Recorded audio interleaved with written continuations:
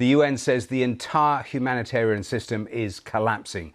The charity MSF says 1 in 4 young children and pregnant women are now malnourished. The pictures, the accounts on the ground are harrowing. We'll talk to the World Food Programme here in a moment or two, but diplomatically, there's also been a major development today with Emmanuel Macron saying France will recognise Palestinian statehood in September, the first major Western nation to actually do that. The United States says the French decision is reckless. Israel claims it rewards terror. One other important development in the last few minutes, Donald Trump has just said that Hamas doesn't want a deal and wants to die, as he updated journalists on the latest ceasefire talks. So let's start this hour with this report from Joe Inwood. Most of Yazan's life has been war. The 2-year-old lives in the Al-Shati refugee camp in the north of the Gaza Strip. His parents say all they can afford are a few vegetables boiled in water. I don't care if the war continues, but let the borders open, let the aid in for the children. If we leave this boy, maybe soon he will slip through our fingers. Maybe he will die and we didn't manage to do anything for him. At a nearby hospital, they see more evidence of what the World Health Organization has called man-made mass starvation, caused by the blockade on Gaza. Doctors here say they see children too weak to cry or move. It is very catastrophic in Gaza, from bad to worse. Unfortunately, we had 5 deaths at the hospital because of malnutrition. By comparison to other months, in May we had no deaths. In June we had 2 deaths.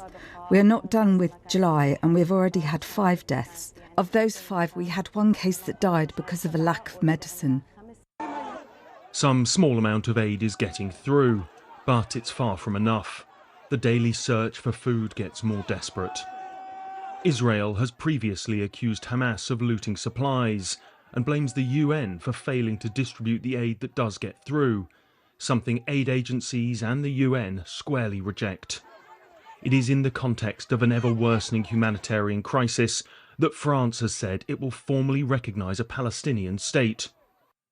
President Macron wrote on social media that we must build the state of Palestine, ensure its viability, and ensure that by accepting its demilitarisation and fully recognising Israel, it contributes to the security of all the Middle East. There is no alternative. France's decision increases pressure on the UK government to follow suit. And it's not just protesters outside Parliament who think that now is the moment to recognise the state of Palestine. Many Labour MPs want to see it happen, as does the influential Foreign Affairs Select Committee. The government says it will act, but when it will have the most impact. Any decision to recognise a Palestinian state would put the UK not just at odds with Israel, who call it a reward for terror, but also the United States, the one country able to force Israel's hand. All the while, the suffering in Gaza continues, with an end to the fighting looking as elusive as ever. Joe Inwood, BBC News. Well, in the last few minutes, President Trump has been talking to journalists. He took off on Air Force One for a trip to Scotland. When he was leaving the White House, the president answered questions from journalists on a number of topics, including Gaza. Have a listen. Giving up on Gaza in negotiations? Yeah, Gaza, they pulled out of Gaza. They pulled out in terms of negotiating. It was too bad. Hamas didn't really want to make a deal.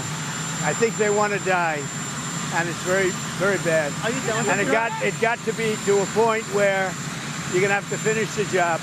They really they asked for things. Don't forget, we got a lot of hostages out. So now we're down to the final hostages, and they know what happens after you get the final hostages. And basically, because of that, they really didn't want to make a deal. I saw that. So they pulled out, and they're going to have to fight, and they're going to have to clean it up. You're going to have to get rid of it. Well, we'll play you more of that interview a little later, but I'm joined now by our correspondents from Jerusalem, Emir Nada, and also our political correspondent, Nick Eardley, who's at Westminster. Let's speak to Emir first of all. And Emir, tell me the latest, first of all, on the humanitarian situation.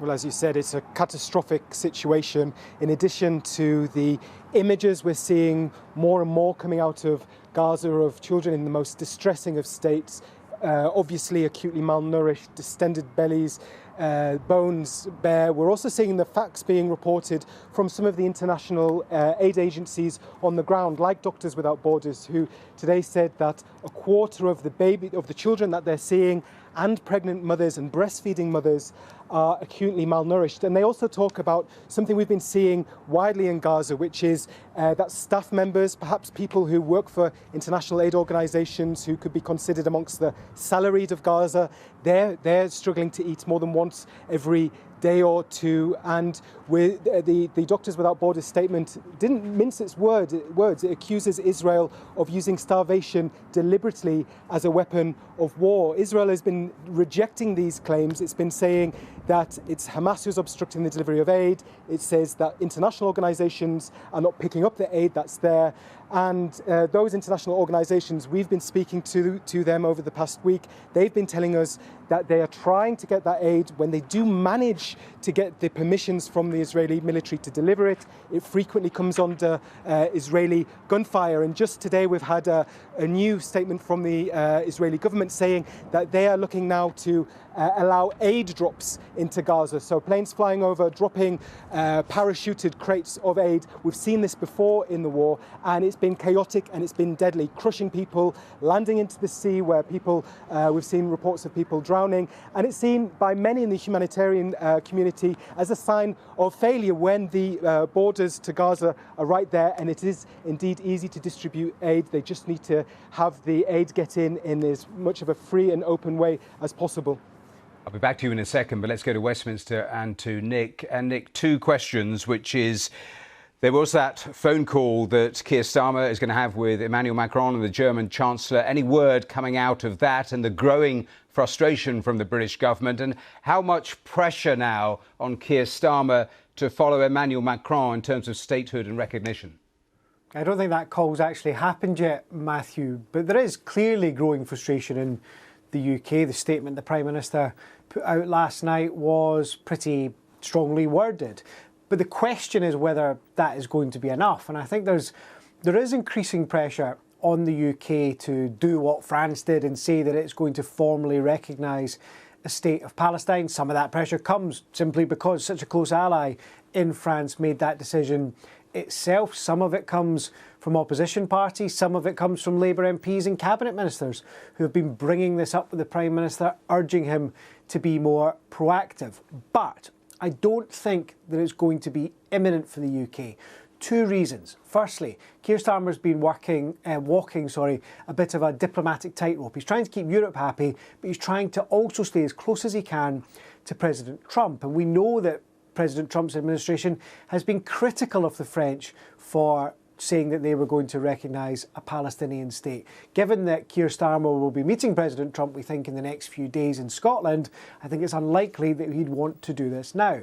Second reason, though, is a practical one. We've heard from cabinet ministers in the UK that they're just not sure that this would make that much of a difference. They want there to be a ceasefire, then more talks about the future before they would recognise a Palestinian state, thinking that it's more likely to happen in that situation than simply saying at the UN that that's what they want to happen. Remember, of course, the France decision is a big one diplomatically, but in practical terms, it doesn't actually change anything. So yes, absolutely more pressure on the UK government, and as we see more of the horrifying images that have been coming out of Gaza in the last few days, I think that pressure will continue, but no sign yet that Keir Starmer is prepared to make that leap. Nick, thank you. Let's go back to Jerusalem. Emir, Benjamin Netanyahu said about an hour or so ago that we are now considering alternative options with the US to bring our hostages home. What do you think he means by that? It's not clear what he might mean. We've seen throughout the course of the war occasional special forces operations by Israeli troops in Gaza to try and retrieve hostages. Sometimes they've been successful, sometimes they've led to the death of hostages. It's not clear if that's what he means. I mean, it's very hard for us to divine what's actually going on in these negotiations. We've obviously seen the US and the Israeli delegations being withdrawn, with the US side saying that Hamas isn't acting in good faith. But we've also been speaking to Hamas officials that have told us that mediators have said to them that the talks haven't collapsed and that mediators have promised that the Israeli delegation will return back. So some are wondering, is this a negotiation tactic? Is this an attempt to buy time until the recess of the Israeli parliament in about a week? As I say, it's very hard for us to divine what is actually the strategy here on the Israeli and American part. Amir, we have to leave it there, but thanks for that update and thanks to Nick there at Westminster as well. Let's speak live on the programme to Antoine Renard, who's the country director for the West Bank and Gaza at the World Food Programme. And thank you so much for giving us your time. UNRWA said a little earlier today, the entire humanitarian system is collapsing. Is that what you're seeing yourself? The challenge that we have as the World Food Programme and many humanitarian is that we need to resort to actually have our assistance going through our distribution systems. What we have now is that we realize that some of the basics are actually still not yet met. We managed to push more trucks within Gaza, but not resorting to our distribution. If I want to have a bit of a, let's say, brighter light out there, is that the fact that now a price of 1 kg of wheat flour is around 10 to 15 pounds.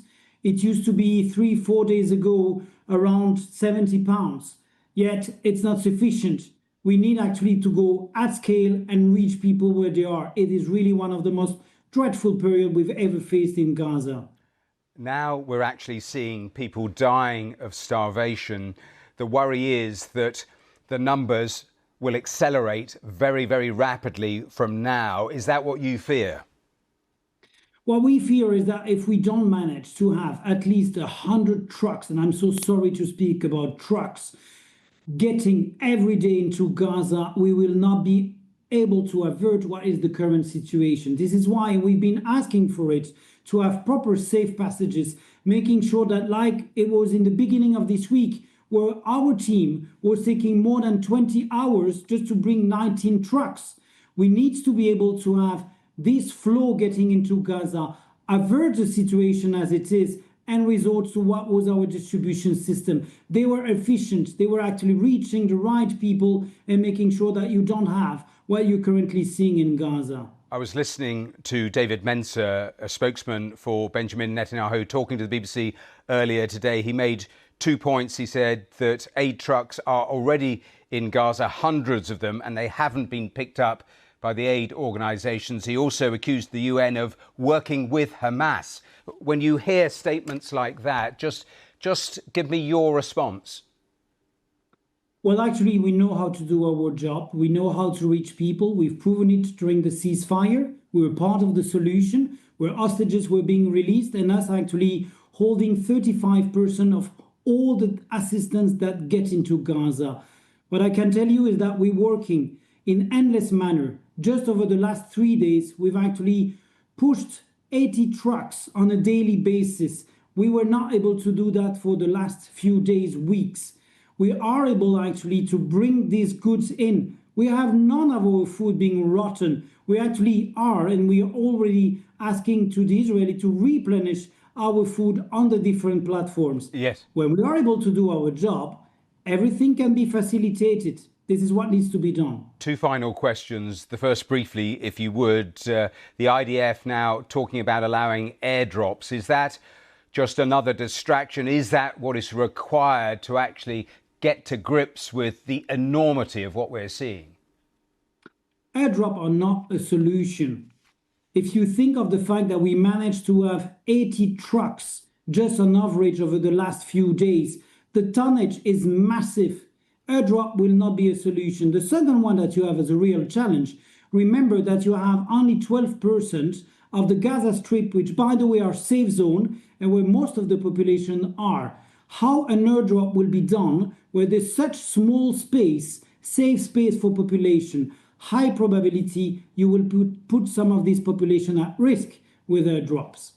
A final question, because aid agencies like yourselves have been making this point with ever-growing alarm for weeks and months, and you've been ignored. Just give me an idea, because you also have a continuation of the military strikes, you have a continuation of vast amounts of people being forcibly displaced. Emotionally, for you, where does that leave you? Angry, frustrated, helpless? I think that the biggest for me is that our staff are at risk whenever we deliver. Just on Sunday, we were again shot at. We had one of our armored vehicles that was again targeted while people were rushing and we were under gunfire. What is really my frustration is that not only people are at risk in Gaza, but our own staff. That is just not acceptable. Antoine Renard, we have to leave it there, but thank you for breaking away from your work to talk to us here at BBC News. We appreciate it. Thank you. Thanks to you. Well, we're hearing there the latest on the aid situation. We were also hearing earlier from Donald Trump talking to reporters. He was asked a variety of questions. Let me play you a little more because he was actually asked about aid distribution in Gaza. Have a listen to his answer. Mr. President, did you speak to Netanyahu about allowing aid drops in Gaza from Arab countries? Yeah, I speak to him, but I can't tell you what I spoke to him about. But it was sort of disappointing, although I told you. I told you, when you get down to those last 20 hostages, you get down to that last 10 or 20, it's going to be very hard for Hamas to make a deal because they lose their shield, they lose their cover. We got a lot of them out, a lot of them. We took a lot of bodies out, too.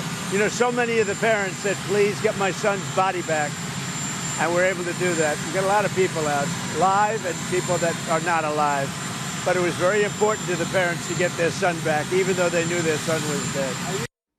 Well, that was Donald Trump. We're going to take a short break. Do stay with us in a moment or two. We'll get more reaction to what Emmanuel Macron is saying. France recognising Palestinian statehood from September. We'll talk live on the programme to Mustafa Barghouti, waiting to talk to us there in Ramallah. So that interview is coming up next here on BBC News. Around the world and across the UK, you are watching